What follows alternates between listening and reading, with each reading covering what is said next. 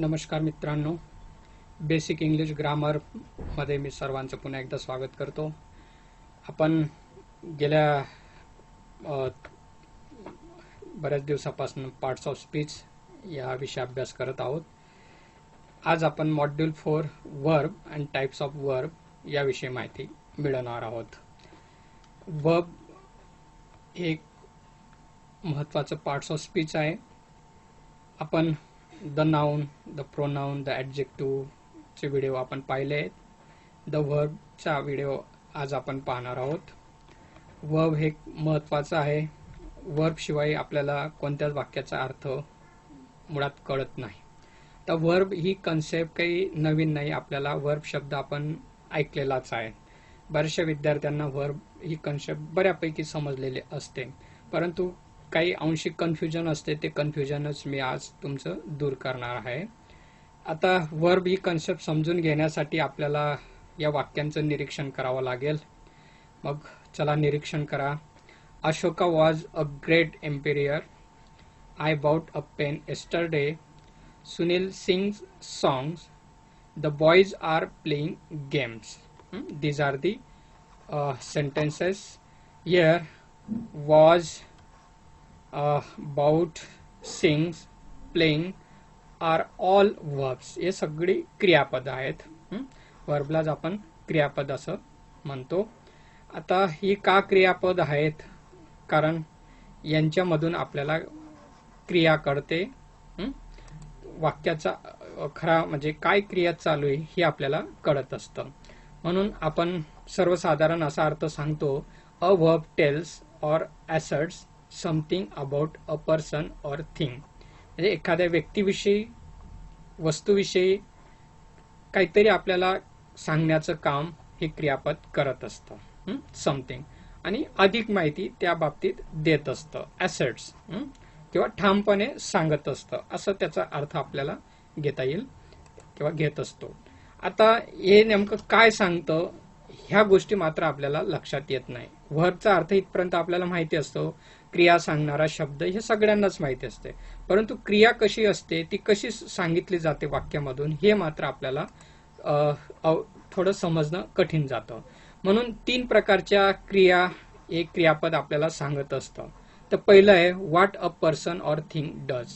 की या वाक्यांमध्ये जे काही क्रियापद आपल्याला काय सांगतं, पहिली गोष्ट ते सांगत असतं what a person or thing does. व्यक्ती किंवा वस्तू काय करत आहे हे सांगण्याचं काम हे क्रियापद करत असतं. उदाहरणार्थ सुनील लाफ्स, म्हणजे तो हसतोय, ही झाली क्रिया. म्हणून what a person or thing does, इथं पर्सन सुनील आहे, तो काय करतोय हे आपल्याला क्रियापद या ठिकाणी सांगतंय. दुसरी गोष्ट आपल्याला ते सांगतं what is done to a person or thing. एखाद्या व्यक्ती किंवा वस्तूशी काय झालं किंवा काय घडलं हे सांगण्याचं काम क्रियापद करत असतं. उदाहरणार्थ सुनील इज स्कॉल्डेड. आता या ठिकाणी सुनीलशी काय घडलं हे सांगितलं जात आहे.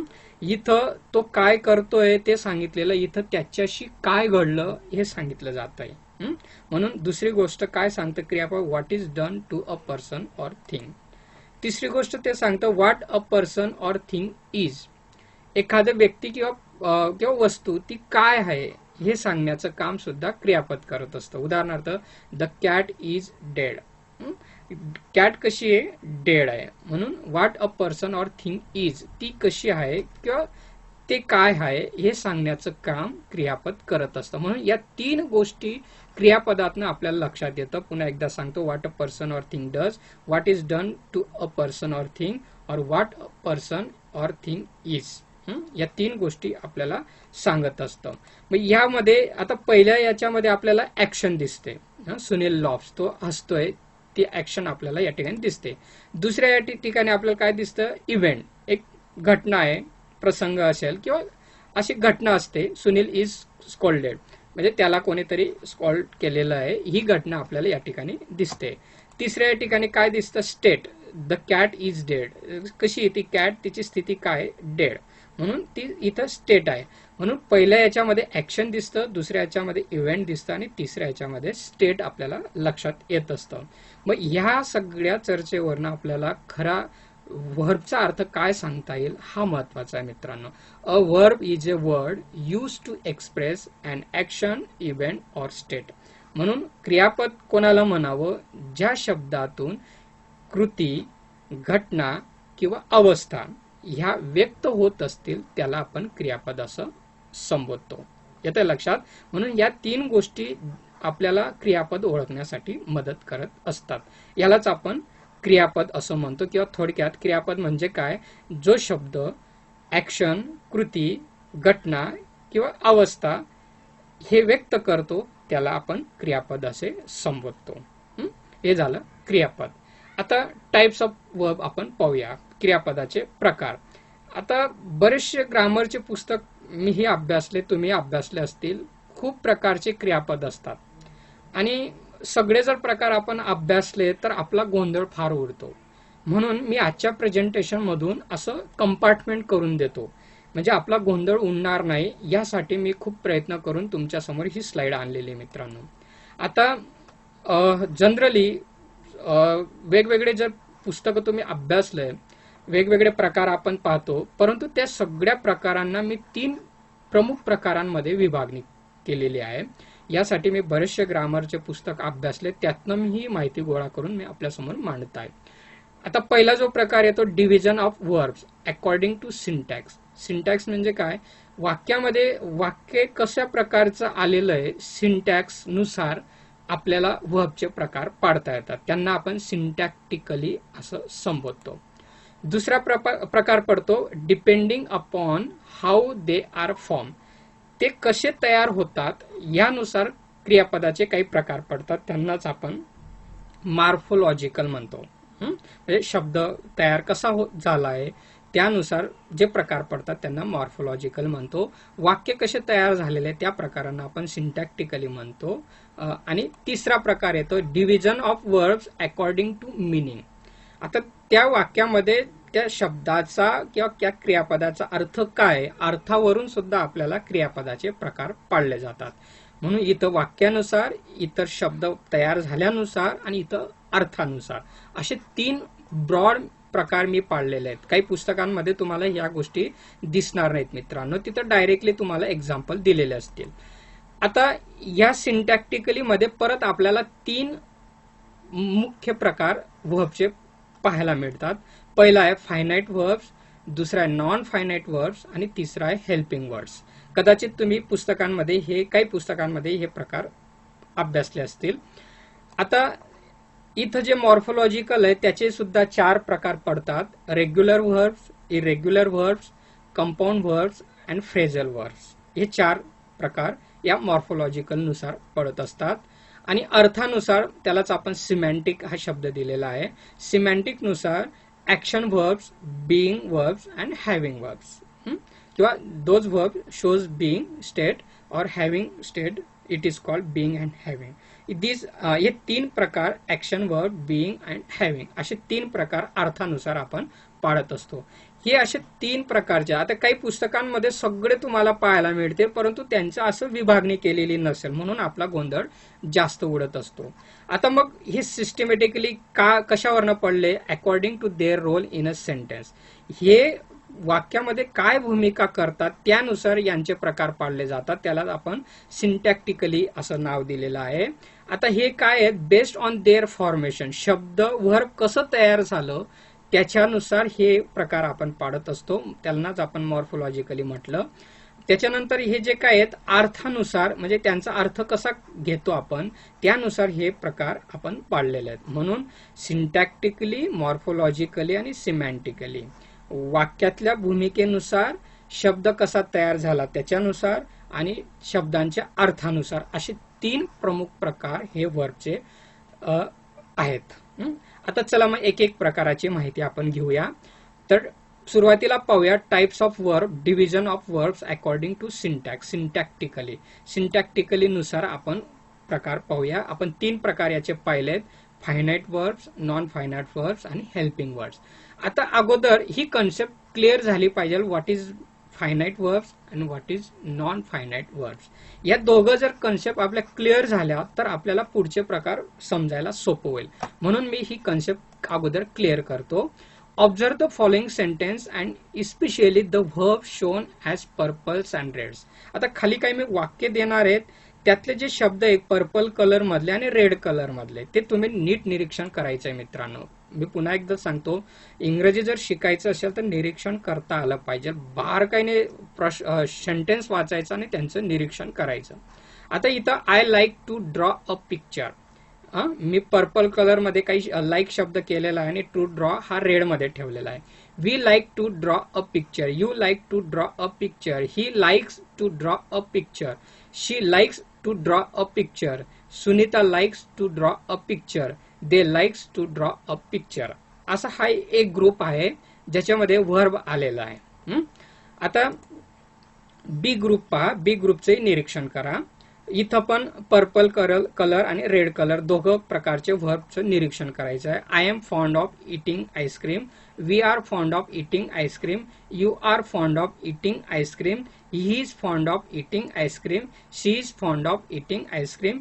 Antony is fond of eating ice cream. They are fond of eating ice cream. आता पर्पल्स अँड रेड शब्दांकडे एकदा परत लक्ष द्या आणि त्याच्यानंतर इकडे लक्ष द्या. We have the verbs like and draw. या ज्या पहिला ग्रुप आहे तिथं लाईक आणि ड्रॉ हे दोघं व्हर्ब आहेत. आता the verb like takes on different forms. हे जे काही लाईक व्हर्ब आहे ना त्याचं वेगवेगळा फॉर्म आपल्याला या एक ग्रुपमध्ये दिसेल. Like like like. इथं लाईक्स आलेला आहे. इथं फक्त येस लागला होता. इथं येस लागलेला आहे लाईक्स. इथं पण लाईक्स आहे. इथं चुकलंय. दे लाईक पाहिजे होतं. हा येस नको आहे तिथं. परंतु एक गोष्ट या ठिकाणी लक्षात येईल, कुठं तो लाईक म्हणून आलेला आहे, कुठं तो लाईक्स म्हणून आलेला आहे. म्हणजेच काय, the verb like takes on different forms. It may be like, it may be likes in this sentence. The verb draw has the same. आता हे जे काही ड्रॉ आहे सर्व वाक्यामध्ये तो सारखाच आहे. तो लाईक किंवा लाईक्स असा झालेला नाही याच्यासारखा. इथं फक्त तो ड्रॉच आहे. मग the verb draw has the same unchangeable form to draw in all this sentence. सर्व वाक्यांमध्ये तो सारखाच आहे. म्हणून ह्या वाक्यामध्ये दोन गोष्टी आपल्याला लक्षात यायला, लाईक आणि लाईक्स याचा फॉर्म बदललेला आहे, ड्रॉचा फॉर्म बदललेला नाही. आता बी ग्रुपकडे लक्ष द्या मित्रांनो. I am fond of eating ice cream. आता ह्या वाक्यांमध्ये in this group of B too we have something similar. ह्याप्रमाणेच इथं सुद्धा आपल्याला काही गोष्टींच्या बाबतीत सारखेपणा आहे. To what we saw in group A here we have the verb be. आता या ठिकाणी am, are, are, is, are हे काय आहेत, हे टू बी चे फॉर्म आहेत किंवा टू बी चे रूप आपण ज्यांना म्हणतो. आता ही बी ची रूप आहेत इन डिफरंट फॉर्म्स. ते काय वेगवेगळ्या फॉर्म मध्ये आहेत. कुठं एम आलेला आहे, कुठं आर आलेला आहे, कुठं इज आलेला आहे. येतं लक्षात. म्हणून टू बी ची रूप कोणते, एम, इज, आर. भूतकाळी रूप वाज, वेअर आणि भविष्यकाळीन शाल बी आणि विल बी. ही काय आहे टू बी ची रूपे. अँड द त्याचबरोबर and the unchangeable verb form eating. आता जे इथं दुसरं वर्ब आलेलं आहे इटिंग, हे सर्व वाक्यांमध्ये सारखं आहे, तिथं कुठेही चेंज झालेला नाही. आता या दोघं ग्रुप मधून एक लक्षात आलं, लाईक मध्ये लाईकच्या फॉर्म मध्ये चेंज झालेला आहे, एम आणि इजच्या फॉर्म मध्ये चेंज झालेला आहे. ड्रॉचं जे आहे ते सारखंच आहे, इटिंग जे तेही सारखं आहे. हे एम, इज, आर हे काय टू बी ची रूपं आहेत, हे लाईक काय मेन वर्ब आहेत. ह्या बेसिक गोष्टी आपल्याला लक्षात असल्या पाहिजे. आता इकडे लक्ष द्या. आता हे दोघं ग्रुपचं आपण निरीक्षण केलं. लाईक आणि लाईकचा फॉर्म चेंज झालेला आहे. इथं टू बी ची रूप चेंज झालेली आहेत. म्हणजे इथं पण चेंज आहे, इथं पण चेंज आहे. ड्रॉ हे जसंच्या तसं आहे सगळ्या वाक्यांमध्ये. इथं इटिंग जसेच्या तसे सगळ्या वाक्यांमध्ये. मग ह्यावरनं आपल्याला काय लक्षात येईल, the verb like in group A and the verb B in group B are verbs which change.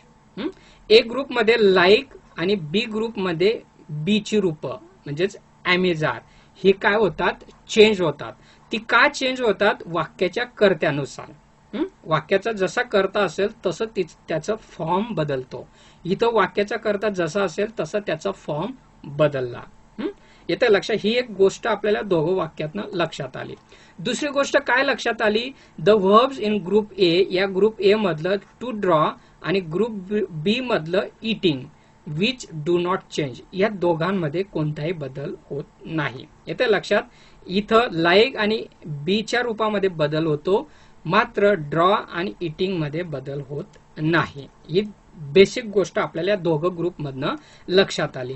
मग यावरनं आपल्याला काय सांगता येईल, these words which change according to words. मग जे क्रियापद ह्या I, we, you, he, she, Sunita and they यांच्यानुसार जर वाक्यात बदलत असतील तर त्यांना आपण फायनाईट वर्ब म्हणतो. येतं लक्षात.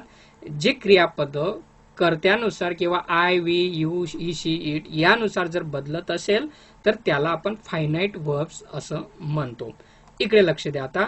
आता या ठिकाणी these words which do not change, हे जी काही word to draw and to eating, हे डू नॉट चेंज, हे कधीही बदलत नाही, म्हणून त्यांना आपण नॉन फायनाईट वर्ब्स असं म्हणतो. हे तर लक्षात. फायनाईट वर्ब्स काय आणि नॉन फायनाईट वर्ब्स काय. आता फायनाईट वर्ब्स चा अर्थ जर आपण शब्दशः अर्थ जर बघितला तर आपल्याला क्लिअर होतं. फायनाईट मीन्स मर्यादित आणि नॉन फायनाईट किंवा not finite means not limited, अमर्यादित.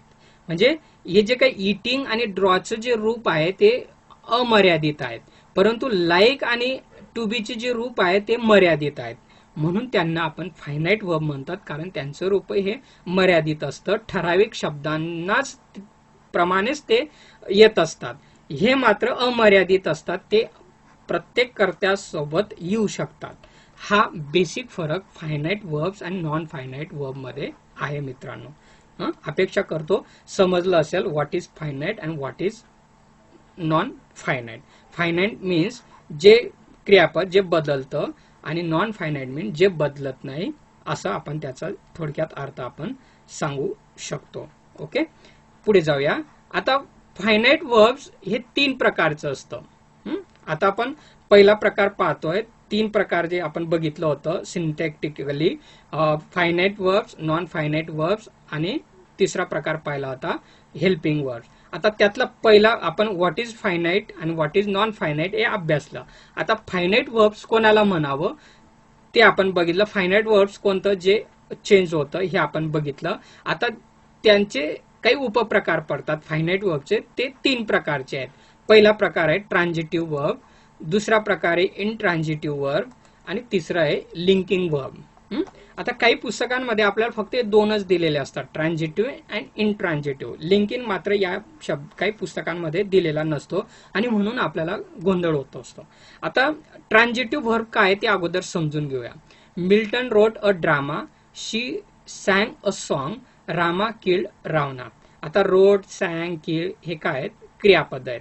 अ ड्रामा, अ सॉन्ग, और रावणा हे काय आहेत, ही ऑब्जेक्ट आहेत. The above sentence has an object. या 3 वाक्यांमध्ये काय आपल्याला ऑब्जेक्ट दिलेला आहे. A drama, a song, Ravan हे काय आहेत, ऑब्जेक्ट्स आहेत. The above sentence has an object. म्हणून यावरून आपल्याला काय सांगता येईल, transitive verb is verb which has an object. मग ट्रान्झिटिव्ह वर्ब कोणाला म्हणावं, ज्या क्रियापदाला ऑब्जेक्ट दिलेलं असतं. इथं ऑब्जेक्ट दिलेलं आहे अ ड्रामा, अ सॉन्ग और रावणा. म्हणून यावरून आपल्याला काय सांगता येईल, ज्या क्रियापदाला ऑब्जेक्ट असतं त्याला आपण ट्रान्झिटिव्ह वर्ब असं संबोधतो. उदाहरणार्थ आता ट्रान्झिटिव्हचा अर्थ जर आपण समजून घेतला तर अजून आपल्याला काही गोष्टी क्लिअर होते. To transit means to pass through. Transit means काय, आपण पास थ्रू याच्यापासून दुसरीकडे जाणे किंवा एखादी ऍक्शन कर्त्यापासून क्रियापदा किंवा कर्माकडे पास करणे, त्याला ट्रान्झिट असं म्हणतो. म्हणून या शब्दामध्येच त्या ट्रान्झिटिव्ह वर्बचा अर्थ दडलेला आहे मित्रांनो. Each of the verbs has its action carried to the object. इथं काय, each of the verbs has its action, प्रत्येक क्रियापदाला काही ऍक्शन आहे, कृती दिलेली, कॅरीड टू द ऑब्जेक्ट, आणि ती कृती क्रिया काय आहे, ती ऑब्जेक्ट पर्यंत कॅरीड होते, म्हणजे ती ट्रान्झिट होते. येतं लक्षात. Where it allows such passing through. मग जिथं असं कृती पासिंग होते नामापासून कर्मापर्यंत, त्या क्रियापदाला आपण ट्रान्झिटिव्ह वर्ब असं म्हणतो. त्यालाच आपण ट्रान्झिटिव्हिटी असंही संबोधतो. येतंय लक्षात? ट्रान्झिटिव्ह वर्ब म्हणजे दोन गोष्टी महत्वाच्या मी सांगितला. एकतर ट्रान्झिटिव्ह वर्बला ऑब्जेक्ट असतं, कर्म असतो, किंवा ती जी काही ऍक्शन असेल कर्त्यापासून ती कर्माकडे ट्रान्सफर करत असतो. उदाहरणार्थ मिल्टन रोट अ ड्रामा. आता मिल्टन कसली कृती करतोय? रोट, लिहिल्याची कृती केली त्याने. आणि ती कृती कुठं ट्रान्सफर झाली? कृती तो करतोय मिल्टन, आणि पास ऑन कुठं झाली? ती ड्रामापर्यंत. काय लिहिलं? म्हणजे ड्रामा लिहिलं, म्हणजे ती कृती ड्रामाकडे पासिंग झालं. म्हणून तिला आपण याला ट्रान्झिटिव्ह वर्ब असं म्हणतो, जी पास ऑन करत असते. आता इकडे लक्ष द्या इंट्रान्झिटिव्ह कडे. The fire Burns, the wind blow, she sings sweetly. आता हे तिघं वाक्य सुद्धा या वाक्यांमध्ये बर्न्स, ब्लो, सिंग्स हे काय आहेत? क्रियापद आहेत. The above sentence hasn't an object. आता या तिघं वाक्यांमध्ये आपल्याला ऑब्जेक्ट नाही. जसं या पहिल्या वाक्यांमध्ये अ ड्रामा, अ सॉन्ग, रावणा हे ऑब्जेक्ट होतं, इथं ऑब्जेक्ट नाही. The fire Burns, the wind blow, she Singh sweetly. आता स्वीटली हे ऑब्जेक्ट नाहीये मित्रांनो. काही असं म्हणतील की क्रियापदानंतर शब्द आलेला आहे म्हणून ते ऑब्जेक्ट असेल, नाही. The above sentence hasn't an object, या वाक्यांना ऑब्जेक्ट नाही. मग यावरून आपल्याला काय सांगता येईल? Intransitive verb is a verb which hasn't an object. मग इंट्रान्झिटिव्ह वर्ब कोणतं असतं? ज्याला ऑब्जेक्ट वाक्यामध्ये नसतो. आणि ट्रान्झिटिव्ह मध्ये काय बघितलं? ज्याला ऑब्जेक्ट असतं. इथं आपण काय बघतोय? ज्याला ऑब्जेक्ट नसतं. मग यावरून आपल्याला काय सांगता येईल? Here we do not have any transitivity. म्हणजेच काय? इथं आपल्याला या ट्रान्झिटिव्हिटी नाही. जे पासिंग थ्रू आपण इथं पहिल्या प्रकारात पाहिलं ट्रान्झिटिव्ह मध्ये, ते पासिंग थ्रू या ठिकाणी आपल्याला पाहायला मिळत नाही. म्हणून यालाच आपण इंट्रान्झिटिव्ह असं म्हणतो, जिथं पासिंग ऍक्शनचं, कृतीची पासिंग नसते. The fire Burns, fire Burns. आता ही कृती तिथल्या तिथंच येते, फायरच्याच फायर पुरतीच आहे. ती ऑब्जेक्टकडे, कर्माकडे, इथं कर्मच नाही तर पासिंग थ्रूचा प्रश्न निर्माण होत नाही. म्हणून हा बेसिक फरक ट्रान्झिटिव्ह आणि इंट्रान्झिटिव्ह वर्ब मध्ये आपल्याला पाहायला मिळतो. येत आलंय लक्षात? ट्रान्झिटिव्ह वर्ब आणि इंट्रान्झिटिव्ह वर्ब. आता लिंकिंग वर्ब काय आहे? लिंकिंग वर्ब ते आपण पाहूया. काही वाक्य त्यांचं निरीक्षण करा. Cigarette smoking is dangerous to your health. The station seemed a very small one. I became enormously fond of her. आता 3 वाक्य दिलेलं इथं इज, सिम, बिकेम हे काय आहेत? क्रियापद आहेत, कारण मी त्यांना दर्शवण्यासाठी लाल अक्षरात केलेले आहेत. आता ह्या वाक्यांकडे जर आपण निरीक्षण केलं, to describe someone or something have qualities, we use one of a special set of verb. These verbs are called linking verb. आता एखाद्या कर्त्याची किंवा एखाद्या नामाची जर आपल्याला एखादी क्वालिटीज डिस्क्राईब करायची असेल, त्यासाठी स्पेशल वर्ब आपण वापरत असतो. त्या वर्बलाच आपण लिंकिंग वर्ब असं संबोधतो. आता लिंकिंग वर्ब का? These verbs are called linking verbs. आता त्यांना लिंकिंग का म्हणतो? The most common linking verbs are be, become, look, remain and seem. कोणते असतात ते? इज असतात, म्हणजे बीची रूपं असतील, बिकम असेल, लुक असेल, रिमेन असेल आणि सीम असेल. ही सिम, बिकेम ही जी काही कॉमन असतात ही लिंकिंग वर्ब म्हणून काम करतात. ते काय करतात? लिंकिंग करण्याचं काम करतात. क्वालिटीला त्या कर्त्याशी लिंकिंग करतात. उदाहरणार्थ सिगारेट स्मोकिंग. आता हे काय? Cigarette smoking is dangerous to your health. हे इज काय करतंय? सिगारेट आणि हेल्थची काय आहे ते लिंक करतंय, म्हणून it is called a linking verb. हे 3 प्रकार फायनाइट वर्बचे आपल्याला असतात. हे तिघं आपल्याला समजले असतील अशा अपेक्षा करतो. आता दुसरा प्रकार जो आहे पहिल्या कॅटेगरीतला नॉन फायनाइट वर्ब्स कडे जाऊया. आता नॉन फायनाइट काय मी तुम्हाला अगोदरच समजून सांगितलेलं आहे. आता याचे सुद्धा 3 प्रकार पडतात. Infinitive, gerund and participle non finite वर्बचे. आता इन्फिनिटिव्ह काय आहेत ते अगोदर समजून घेऊया. वाक्यांकडे लक्ष देत चला. I like to finish the work quickly. That was a game to watch. आता टू फिनिश, टू वॉच हे वर्ब आहे. आता यांना टू लागलेला आहे आणि ज्या वर्बला असे टू लागतो त्याला आपण इन्फिनिटिव्ह म्हणतो. हा जनरल नियम आहे. The infinitive in itself semantically, आपण सिमॅन्टिकली हा प्रकार पाहतो. जे प्युअर ऍक्शन वर्ड, हे काय आहेत, ऍक्शन वर्ड आहेत. परंतु to do, to write etcetera or word denoting existence, to be किंवा टू बी हे एक्झिस्टन्स जर दाखवत असतील, ते असे सगळे क्रियापद ज्यांना टू लागलेला असतो त्यांना आपण इन्फिनिटिव्ह असं म्हणतो. परंतु in some sentence we do not have to, काही वाक्यांमध्ये आपल्याला असा टू लागलेला नसतो.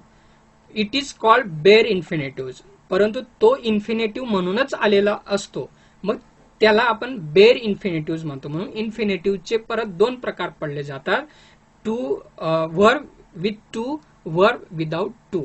वर्ब विथ टू असेल तर त्याला इन्फिनिटिव्ह म्हणतो, वर्ब विदाउट टू असेल तर त्याला बेअर इन्फिनिटिव्ह असा शब्दप्रयोग काही ग्रामरच्या पुस्तकांमध्ये आपल्याला दिसून येतो. She had heard him, this is him speak of his life. आता याला बेअर का म्हटलेलं आहे बघा. आता इथं शी हॅड हर्ड, आता हे हिअरचं तिसरं फॉर्म आहे, कारण वाक्यामध्ये हॅड आलेला आहे. आता यानुसार हे सहाय्यकारी क्रियापद आहे. हिम स्पीक, आता स्पीक हे सुद्धा वर्ब आहे. आता इथं वाक्यामध्ये दोन क्रियापद आलेलं आहे. हे आता हे जे काही दुसरं क्रियापद आहे हे इन्फिनिटिव्ह म्हणून आलेलं आहे, परंतु या क्रियापदाला टू इथं लागलेला नाही. जर टू लागलेला नसेल तर त्याला बेअर इन्फिनिटिव्ह आपण संबोधतो. येते लक्षात. इन्फिनिटिव्ह म्हणजेच ज्या क्रियापदाला टू लागलेला असतो. कधी कधी काही क्रियापद टू लावत नाही, त्याला बेअर इन्फिनिटिव्ह असं सुद्धा आपण म्हणत असतो. आता दुसऱ्या प्रकाराकडे जाऊया, जिरण. आता जिरण हा शब्द बऱ्याचशा विद्यार्थ्यांना गेला असेल, ऐकलेला असेल, काही ग्रामरच्या पुस्तकांमध्ये तुम्ही वाचलाही असेल. आता वाक्यांकडे लक्ष द्या. Swimming is good exercise, you enjoy learning a new language, I enjoy singing. These are the sentence. आता ह्या वाक्यांमध्ये काय आलेलं आहे, आपल्याला आयएनजी आलेला आहे. It has an ING ending. It does not mean that all verbs ending in ING are gerunds. आता जिरण क्रियापद तेच ज्या क्रियापदाला आयएनजी लागलेला असतो, परंतु याचा अर्थ असाही होत नाही की प्रत्येक क्रियापदाला आयएनजी लागलं म्हणजे तो जिरण झाला. कारण काही प्रेझेंट पार्टिसिपल मध्ये आपण प्रत्येक क्रियापदाला आयएनजी लावत असतो. उदाहरणार्थ I am going to school. आता आय एम गोईंग, गोईंगला या ठिकाणी मी आयएनजी लावला, ते जिरण झालं नाही, ते प्रेझेंट पार्टिसिपल म्हणून तिथं मी त्याचा वापर केलेला आहे. परंतु जर क्रियापद नाउन म्हणून काम करत असेल तर अशा वेळेस आपण त्याला आयएनजी लावतो. उदाहरणार्थ इथं स्विम हे नाउन आहे, परंतु त्याला क्रियापद म्हणून घेतलेलं आहे स्विमिंग, आणि ते क्रियापद नाउन म्हणून या ठिकाणी कार्य करत आहे. स्विमिंग इज गुड एक्सरसाइज, त्यावेळेस आपण जिरण लावत असतो. म्हणून हे काय, आता इथं जिरण आहे, ते क्रियापद नाही. येतं लक्षात. मग singing is the object of the verb enjoy. आता या ठिकाणी सिंगिंग आहे, हे काय, याचं ऑब्जेक्ट आहे, आणि ऑब्जेक्ट जे आलेलं आहे ते क्रियापद जे आहे ते ऑब्जेक्ट म्हणून आलेलं आहे, म्हणून त्याला आयएनजी लागलेलं आहे, ते काय, जिरण आहे.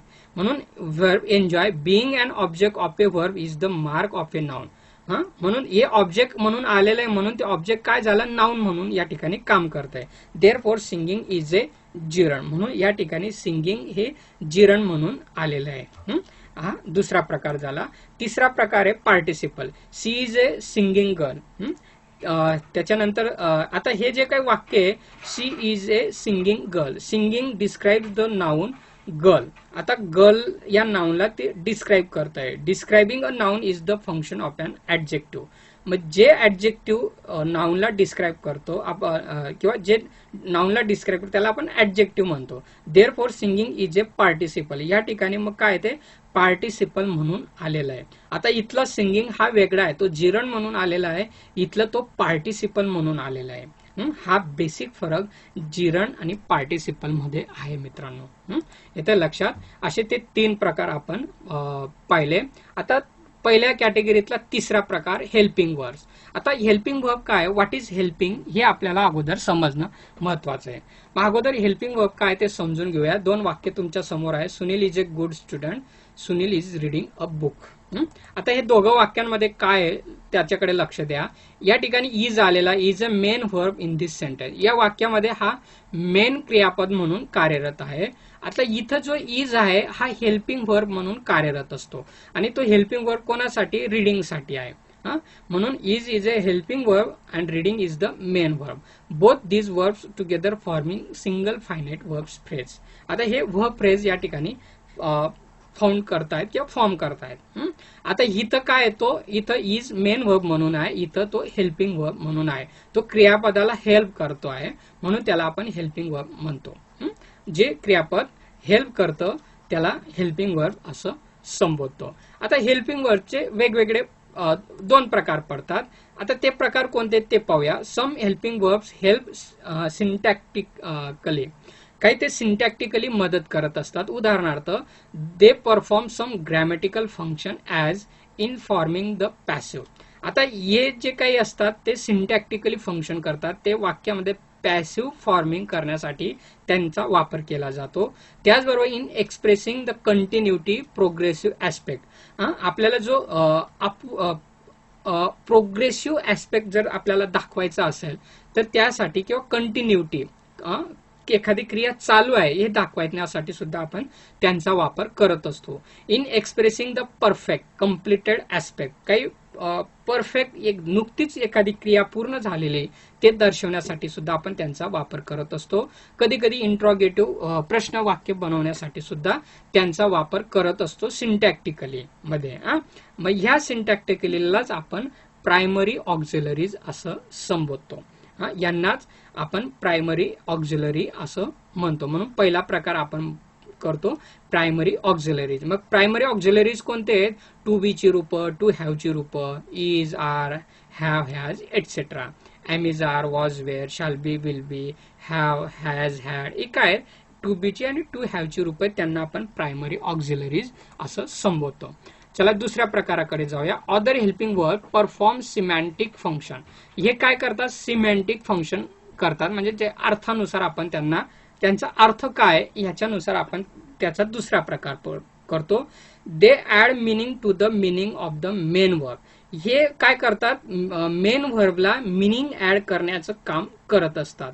मग मिनिंग कशी ऍड करतात? ते एखादी ॲबिलिटी दाखवत असतील, पॉसिबिलिटी दाखवतात, परमिशन दाखवतात, कमांड दाखवतात, हॅबिच्युअल ऍक्शन दाखवत असतील, अशा वेगवेगळ्या ॲबिलिटीज, वेगवेगळे मिनिंग देण्याचं काम हे हेल्पिंग वर्ब करत असतात. यांनाच आपण मॉडेल ऑक्झिलरीज असं म्हणतो. मग हे मॉडेल ऑक्झिलरीज कोणते आहेत? कॅन, कुड, would, might, may, use to etcetera. ह्या सगळ्यांना आपण मॉडेल ऑक्झिलरी असे म्हणतो. म्हणून हेल्पिंग वर्बचे दोन प्रकार आहेत, प्रायमरी ऑक्झिलरीज आणि मॉडेल ऑक्झिलरीज. असे दोन प्रकारचे हे हेल्पिंग वर्ब्स असतात. येते लक्षात? हे झाले पहिल्या प्रकारानुसार तीन प्रकार, त्यांचे तिघांचे वेगवेगळे उपप्रकार आपण अभ्यासला. आता दुसरा जो प्रकार आपण पाहिला होता, types of verb depending upon how they are form morphologically. ते कसे तयार होतात त्याच्यानुसार सुद्धा काही क्रियापदाचे प्रकार पडतात. पहिला प्रकार आहे रेग्युलर व्हर्ब्स, दुसरा आहे इरेग्युलर व्हर्ब्स, तिसरा आहे कंपाऊंड व्हर्ब्स आणि चौथा आहे फ्रेजल व्हर्ब्स. असे हे चार प्रकार मॉर्फोलॉजिकली किंवा व्हर्ब कसे तयार होतं त्याच्यानुसार पडत असतात. आता रेग्युलर व्हर्ब कोणतं आहे ते अगोदर समजून घेऊया. Regular verbs form their past tense and past participle by adding ED. यांचं आपण रेग्युलर व्हर्बला जर त्याचं पास्ट टेन्स किंवा पास्ट पार्टिसिपल जर तयार करावायचं असेल तर त्याला सिम्पली आपण ईडी लावतो. काय उदाहरणार्थ त्याचा बेस फॉर्म असतो. बेस फॉर्म काय आहे? तर वॉक आहे. S form example walks. इथं ING and ING participle example walking. A past form example walk. म्हणून त्याला एक बेस फॉर्म असतो आणि त्याचं पास्ट पार्टिसिपल आपण तयार करत असताना ईडी लावत असतो. असे जे काही व्हर्ब असतात ज्यांना सहज ईडी लावून आपण त्याचं पास्ट पार्टिसिपल किंवा पास्ट फॉर्म तयार करतो त्यांना रेग्युलर व्हर्ब असं म्हणतो. आता इरेग्युलर व्हर्ब्स काय ते बघूया. Irregular verbs form their past tense and past participle in a different way from adding ED. ED व्यतिरिक्त ते दुसऱ्या प्रकारे त्यांचा फॉर्म तयार होत असतो. उदाहरणार्थ a past tense form example stole, an ed participle form example stolen, sit sat sat, ring rang rung. इथं ईडी लावलेला नाही आपण. यांचं जे काही आता रिंगचं पास्ट फॉर्म रँग आणि रंग असे तिघ फॉर्म आपण तयार करत असतो. आता हा बेस फॉर्म आहे. इथं वॉक हा बेस फॉर्म होता, त्याचा सेकंड फॉर्म वॉक्ड आणि तिसरा वॉक्ड असा तयार करत असतो. इथं बेस फॉर्म रिंग आहे, रँग आणि रंग. म्हणून हे जे काही ज्यांचं दुसरं आणि तिसरं रूप वेगवेगळी असतात अशा क्रियापदाला इरेग्युलर व्हर्ब्स म्हणतात. आणि ज्यांचं बेस फॉर्म वॉकला ईडी लावला जातो अशा क्रियापदांना रेग्युलर व्हर्ब असं संबोधतो. इथे लक्षात रेग्युलर व्हर्ब आणि इरेग्युलर व्हर्ब. आता कंपाऊंड व्हर्ब्स. आता ही कंपाऊंड वर्ड समजण्यासाठी आपल्याला एक गोष्ट लक्षात घ्यावी लागेल. Some word such as cross examine. आता इथं दोन शब्द आहेत, cross examine and test drive. Test drive consist of two words. इथं काय, टेस्ट ड्राईव्ह मध्ये दोन शब्द आहे, क्रॉस एक्झामाइन मध्ये दोन शब्द आहे. They are sometimes called compound words. हे इथं दोन शब्द मिळून तयार झालेलं एक वर्ब असतं, त्याला आपण कंपाऊंड वर्ब्स असं संबोधतो. उदाहरण बघूया. ही asked to test drive a top of the range vehicle. आता टेस्ट ड्राईव्ह हे काय आहे, दोन शब्द मिळून एक क्रियापद झालेलं म्हणून त्याला आपण कंपाऊंड वर्ब असं संबोधतो. दुसरं उदाहरण दिलं, it is not wise to hitch hike on your own. इथं हिच अँड हाईक हे दोन शब्द मिळून तयार झालेला म्हणून त्याला कंपाऊंड वर्ब. जे कंपाऊंड मीन्स काय, दोन शब्द एकत्र येणे, त्याला कंपाऊंड म्हणतो. म्हणून त्या क्रियापदाला आपण कंपाऊंड वर्ब असं संबोधतो. चला मग आता पुढचा प्रकार पाहूया, phrasal verb. There is a special group of words that consists of 2 or 3 words. आता फ्रेजल वर्ब्स मध्ये काय असतं, दोन किंवा तीन शब्द एकत्र येऊन त्यांचं वर्ब तयार झालेलं असतं. These are called phrasal verbs. जणू काही ती एक फ्रेजच असते. ती फ्रेज मिळून ते एक वर्बचं काम करत असतं, त्याला आपण फ्रेजल वर्ब म्हणतो. इथं दोन शब्द कंपाऊंड झालेलं असतं. इथं दोन किंवा दोनापेक्षा जास्त शब्द येऊ शकतात, परंतु ती फ्रेज असते. इथं फक्त शब्द असतात, इथं मात्र ती फ्रेज असते. आय सॅट डाऊन, शी वोक मी अप. आता सॅट डाऊन हे काय, फ्रेज आहे. वोक अप हे काय, फ्रेज आहे. मग यावरनं आपल्याला काय सांग, आय सॅट डाऊन शी वोक मी अप, यावरनं आपल्याला काय सांगता येईल की जी फ्रेज क्रियापद म्हणून कार्य करत असेल त्याला आपण फ्रेजल वर्ब असं म्हणतो. असे दुसऱ्या प्रकारातले हे 4 वर्ब महत्वाचे आहेत. मॉर्फोलॉजिकली आपण त्यांना डिव्हिजन करत असतो. आता types of verb, division of words according to meaning. Semantically. आता सिमॅन्टिकली तिसरा जो काही प्रकार आपण वर्बचे पाहिले त्यामध्ये ऍक्शन वर्ब पाहिलं, बीइंग पाहिलं आणि हॅव्हिंग पाहिलं. आता ऍक्शन वर्ब, बीइंग वर्ब आणि हॅव्हिंग वर्ब काय ते अगोदर समजून घेऊया, जे अर्थानुसार आपण हे तिघ प्रकार आपण पाडलेले आहेत. आता ऍक्शन वर्ब्स कोणते, and action verb expresses an activity that a person or thing can do. Action verb मध्ये काय केलं जातं, कृती असते किंवा ज्याच्यातनं कृती आपल्याला दिसते किंवा कृती दर्शविली जाते असे क्रियापद. They are use to express action. त्यांचा वापर मूळतःच कृती दर्शवण्यासाठीच केला जातो. Something that an animal, a person or a thing. म्हणजे ॲनिमल, पर्सन किंवा एखाद्या वस्तूची जर कृती दर्शवायची असेल तर आपण ऍक्शन वर्बचा वापर करत असतो. आता ऍक्शन वर्ब कोणते असतात, the sun shines, the horse naps, the monkey jumps. Example, walk, talk, run, write, eat etcetera are the action verbs. आता हे परत हे ट्रान्झिटिव्ह, इंट्रान्झिटिव्ह मध्ये सुद्धा जाऊ शकतात, कारण ते प्रकार वेगळे, हे प्रकार वेगळे, ऍक्शन वर्ब मध्ये वेगळे. म्हणून दीज आर मेन वर्ब. ही मेन वर्ब असतात, ते ट्रान्झिटिव्ह किंवा इंट्रान्झिटिव्ह सुद्धा असू शकतात, जे आपण मागच्या याला पाहिलं. परंतु आपण मिनिंग नुसार 3 प्रकार पाडतो, जे ऍक्शन वर्ब कोणाला म्हणावं हे आपण पाहतोय. ऍक्शन वर्ब मध्ये ट्रान्झिटिव्ह, इंट्रान्झिटिव्ह सुद्धा येऊ शकतात. आता बीइंग कोणते वर्ब असतात, a verb that does not show action instead indicates a state of being. बघा, असे क्रियापद जी ऍक्शन दाखवत नाही परंतु काय दाखवतात, स्टेट ऑफ बीइंग, म्हणजे काहीतरी असण्याची क्रिया या ठिकाणी दर्शवलेली असते. उदाहरणार्थ, to be form are use. यासाठी कोणते आपण वापरतो, टू बी ची फॉर्म, म्हणजे टू बी ची रूप आपण वापरतो. Am, is, are, was, were, shall be, will बी ही आपण वापरत असतो. यांनाच आपण वेगळ्या अर्थाने काय म्हणता येईल, a state of being verb identifies who or what a noun is. यांना कसं आयडेंटिफाय करतो आपण, नाउन काय आहे याच्यावरनं आपण त्यांना आयडेंटिफाय करत असतो. Is, was, or, will be, shall be etcetera. For example Sunil is strange, Sunil will always be my friend. आता सुनील इज स्ट्रेंज या ठिकाणी काय दाखवतोय, त्याचं बिईंगनेस दाखवतोय. येते लक्षात. Sunil will always be my friend. आता ऑलवेज बी म्हणजे नेहमी असेल, काय दाखवतोय तो आपल्याला, बिईंग, असण्याची कृती दाखवतोय. इथं कृती नाही दाखवत, असणं दाखवतोय. मग हा ऍक्शन वर्ब मध्ये काय कृती दाखवतो, बिईंग मध्ये काय दाखवतो, असणं दाखवतो. म्हणून त्यांना आपण बिईंगची बिईंग क्रियापद किंवा वर्ब असं संबोधतो. आता जाऊया हॅव्हिंग कडे. हा जो तिसरा प्रकार आहे मिनिंग नुसार. Have is one of the most common verb, it function in various ways. आता हॅव्हिंगचा सुद्धा वापर वेगवेगळ्या प्रकारे करतो. हे कोणते असतात, टू हॅव ची रूप, टू हॅव ची form, to have form are use, have, has, had etcetera.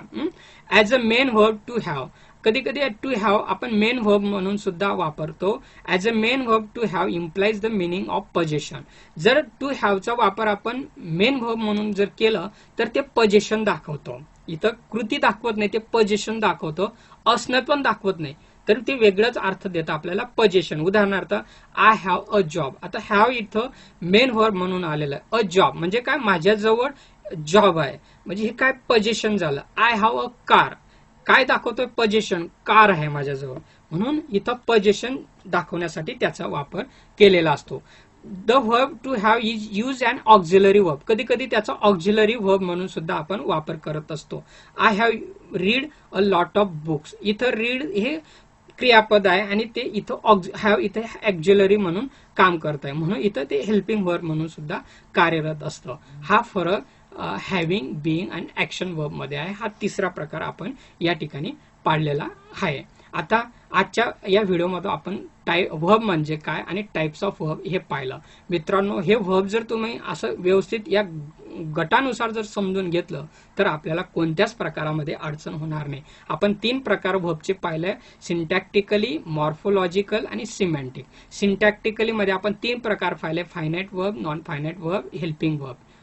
हे सिंटॅक्टिकली आहे. मॉर्फोलॉजिकल मध्ये परत 4 पाहिले, regular verb, irregular verb, compound verb आणि फ्रेजल वर्ब. आणि सिमॅन्टिक मध्ये आपण 3 प्रकार पुन्हा पाहिलं, ऍक्शन वर्ब, बिईंग आणि having. These are the kinds of verb. आणि या प्रत्येकांमध्ये काही सब प्रकार असतात, जसं ट्रान्झिटिव्ह, इंट्रान्झिटिव्ह, तेही आपण पाहिलं. नॉन फायनाइट मध्ये जिरंड वगैरे आपण जे पाहिलं. हेल्पिंग वर्ब मध्ये प्रायमरी ऑक्झिलरी आणि मॉडेल ऑक्झिलरी असे उपप्रकार सुद्धा याच्यामध्ये आपण पाहिले.